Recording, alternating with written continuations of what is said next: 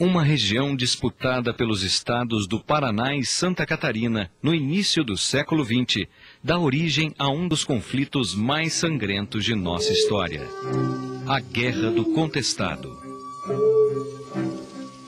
Habitada por poceiros, pequenos proprietários e grandes latifundiários, os coronéis da erva mate, a região entra em crise a partir de 1900, quando o governo brasileiro contrata a Brasil Railway para construir uma estrada de ferro ligando São Paulo ao Rio Grande do Sul.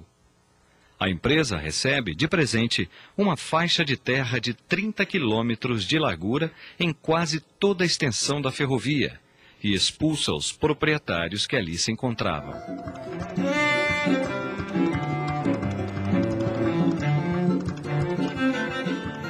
Mais de 8.000 trabalhadores são contratados para as obras de construção, mas são demitidos assim que a ferrovia é inaugurada.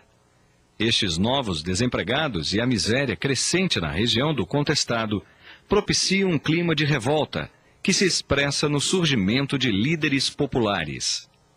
O monge José Maria aparece em 1911 na cidade de Palmas.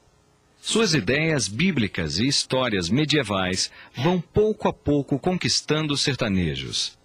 Messiânico, ele reúne 2.000 seguidores num acampamento e funda a Monarquia Celeste, uma sociedade sem comércio nem propriedade privada.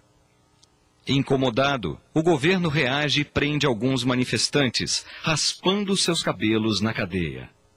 Os rebeldes passam, então, a se denominar pelados, em oposição aos seus inimigos chamados peludos.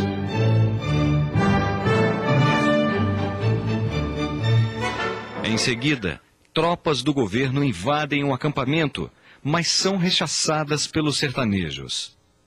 José Maria morre na batalha, mas se transforma em mito.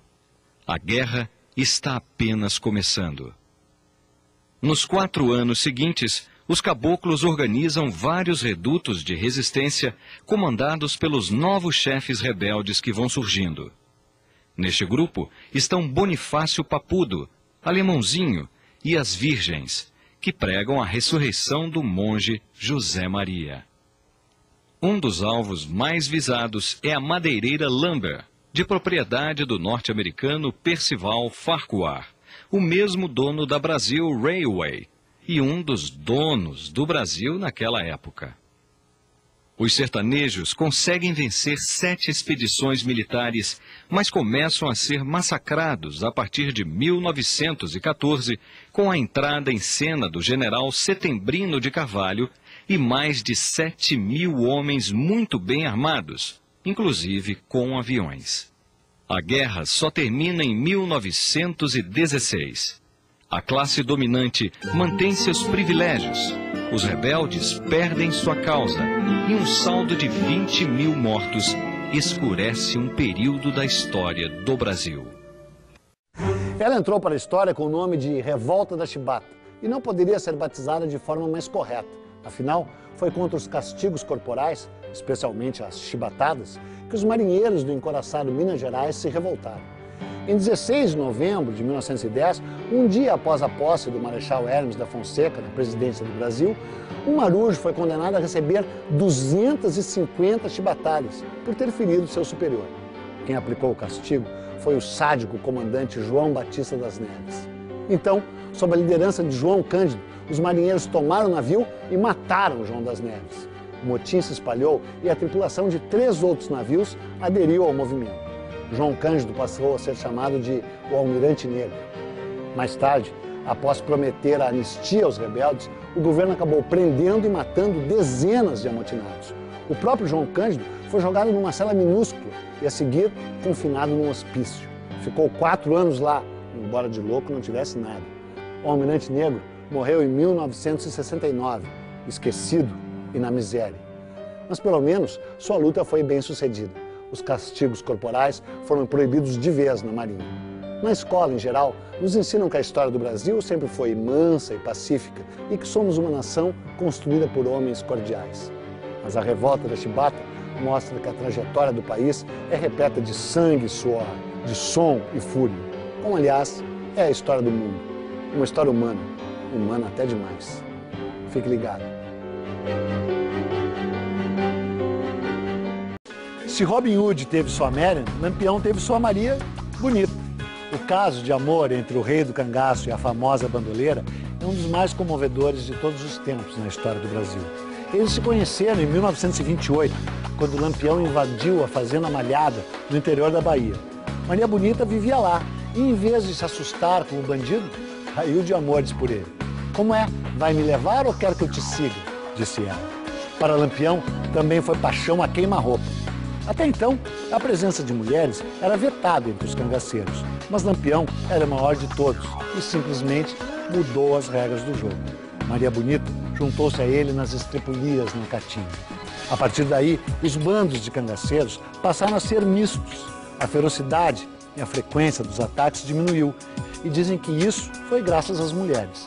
Lampião chamava Maria Bonita de Santinha, mas a verdade é que ela andava armada e também dava seus tiros. Por 10 anos, o casal Bonnie and Clyde do sertão apavorou o Nordeste inteiro. Até que em 1938, traídos por um informante, eles e mais 9 cangaceiros foram cercados e mortos numa gruta às margens do Rio São Francisco. Dizem que Maria Bonita ainda estava viva quando um policial cortou a sua cabeça. A trajetória de Maria Bonita comprova que a história não é feita por mocinhos ou bandidos, mas por gente de carne e osso. Aqueles que são heróis para alguns podem muito bem ser vilões para outros. Tudo depende do ponto de vista. Afinal, além de ser feita por pessoas, a história é escrita por elas. Por isso, está cheia de acertos e de erros também. Fique ligado.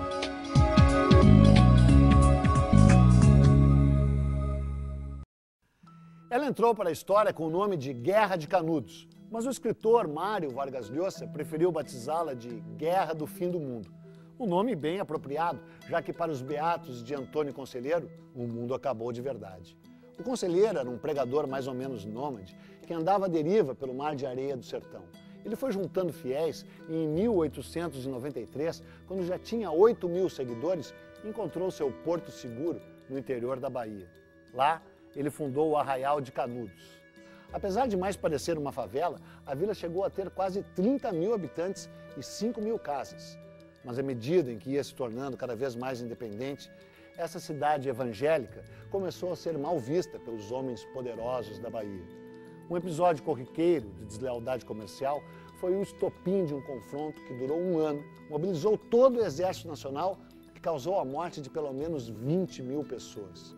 Um dos conflitos sociais mais trágicos da história do Brasil. O Arraial de Canudos foi arrasado, o conselheiro e todos seus seguidores dizimados e depois de 5 batalhas sangrentas, o Exército Brasileiro enfim venceu sua luta mais inglória. Mas o massacre pelo menos resultou numa obra-prima da literatura, o livro Os Sertões, escrito pelo repórter Euclides da Cunha, testemunha ocular da tragédia. Na escola, em geral, nos ensinam que a história do Brasil sempre foi mansa e pacífica e que somos uma nação construída por homens cordiais. Mas a Guerra de Canudos mostra que a trajetória do país é repleta de sangue e suor, de som e fúria. Como, aliás, é a história do mundo. Uma história humana, humana até demais. Fique ligado.